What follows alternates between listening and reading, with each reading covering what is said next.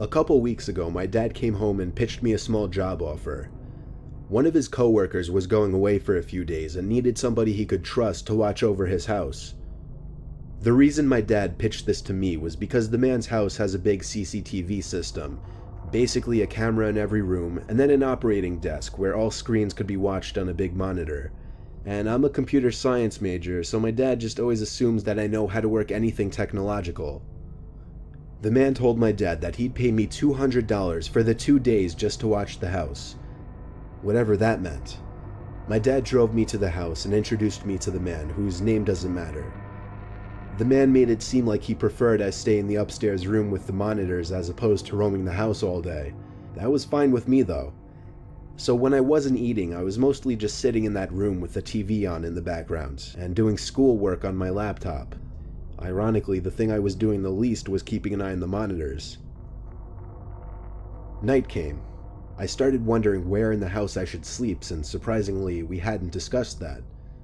So I sat back down at the desk and looked at all the different rooms on the screens to see which rooms had beds or couches. I noticed something I wasn't expecting to notice though. The back screen door was open downstairs. I didn't remember it being open. I looked through each and every camera screen in a panic. In the living room, a closet door was open. This one I knew wasn't open earlier. I texted my dad to call the man and ask him if he came back home. Meanwhile, I continued watching the screen. On the grainy, dark image, a tall person who resembled only a black shadow on the screen stepped out from the closet. I pulled my arms off the desk as I covered my mouth with my hands in shock. As I did this, however, my left elbow pulled some heavy object from the desk onto the floor, creating a big thud. The person in the image very clearly moved their head up to the ceiling as a response to the noise. They went for the stairs, walking up very, very slowly, step by step. Meanwhile, I got a text back from my dad saying, "No, he's not. I just spoke to him half an hour ago. Why?" I got so caught up in my phone texting my dad to send help that I didn't even pay attention to the monitor. There was a knock at the door. I looked at it and then the screens. The first screen I laid my eyes on was the one showing the person outside the door to the room I was in. When I remembered that door had no lock, the only thing I could think to do was jump out the window into the bushes below. I ran halfway down the block and then stopped when my dad called me. I had him call his friend and ask him if he was expecting somebody in the house. The man said he had no relatives or friends who had his key or would ever let themselves into his home. So he called the cops and had them review the footage. I got to watch all of it, and it showed everything. From the moment the intruder broke the glass to the backyard door, to the moment I jumped out the window and him running away shortly after. The intruder was never found. The footage was just too dark to identify his face.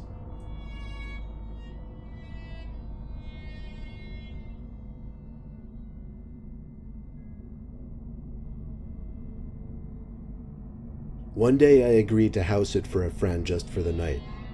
He and his family were going on a short vacation and needed somebody to watch their pets and house. I agreed to do it for a small amount of money. I'd been to his house many times before, so I was familiar with the layout. Nothing eventful happened at all the entire day. I just fed the 2 cats, the fish, and the birds. I went to sleep on the couch in the sunroom because it was my favorite room in their house. It was a tiny room surrounded by windows with a big TV mounted on the wall. I fell asleep with the TV on, but I woke up not long after.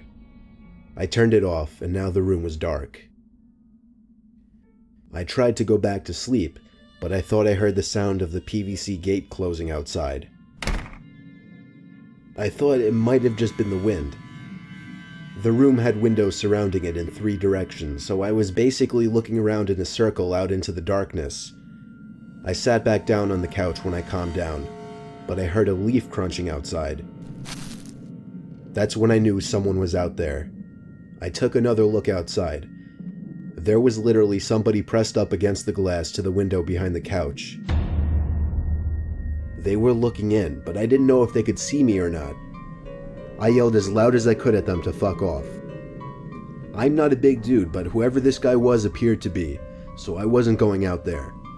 Shockingly, this didn't scare the person away. In fact, they walked over to the back door and tried the doorknob.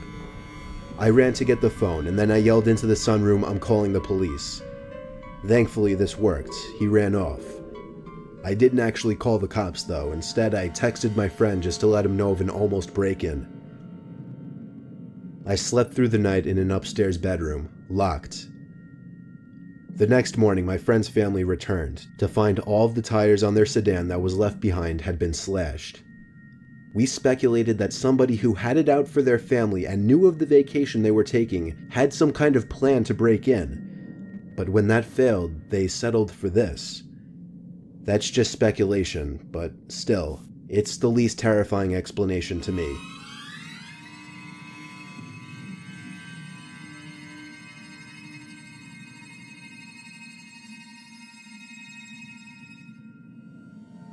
When I was in college, I used to work as a babysitter on the side to make a little extra cash. One day I saw an ad posted in the library that was requesting a house sitter for the weekend and to inquire through phone. I was used to babysitting, but house sitting sounded even better, same thing minus taking care of kids. So I called the number as soon as I got home and spoke with a guy named Chuck. I met him that Friday and he showed me around the house. He and his wife eventually went on their way and I was left alone in the house. I was given one of the spare upstairs bedrooms. I say one of because there were a few. The house was huge. Nothing out of the ordinary was going on at all for the whole day. It was quite uneventful, and I felt like I was missing out on going out since it was a Friday night. But I kept reminding myself that I'd be making $200 for the whole weekend. Later in the night, I kind of just laid in the guest bed that I'd be sleeping in and watched a movie on demand.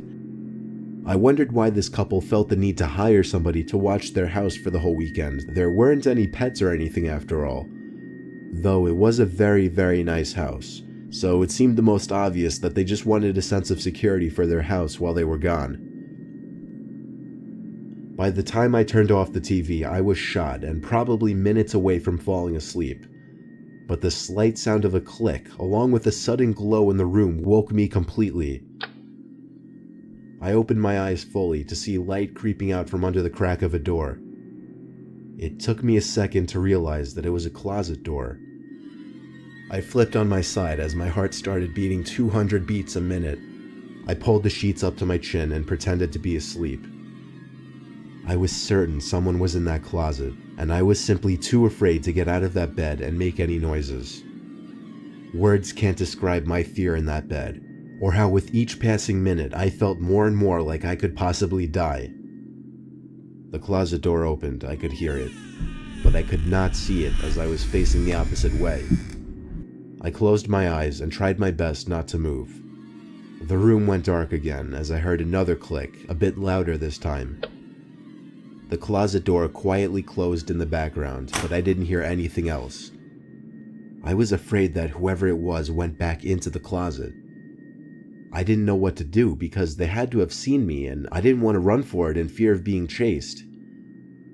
The room was dead silent as I was thinking over my next course of action. Eventually, I decided to just peek over to the other side and make sure the coast was clear. I flipped on my other side. Someone was standing right next to the bed with their hand reaching towards me. My reaction, I pulled my arms up towards me, balled up and backed up onto the wall in shock.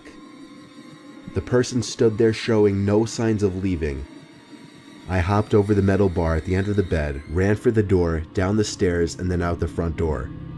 I ran all the way home, let myself in, called Chuck and explained. I told him it was his problem now and hung up. He tried calling back, but I didn't answer. Maybe there was some story to be told, like they knew this person, or they frequently dealt with break-ins and that's why they needed me. I didn't care though. I didn't even care about the money.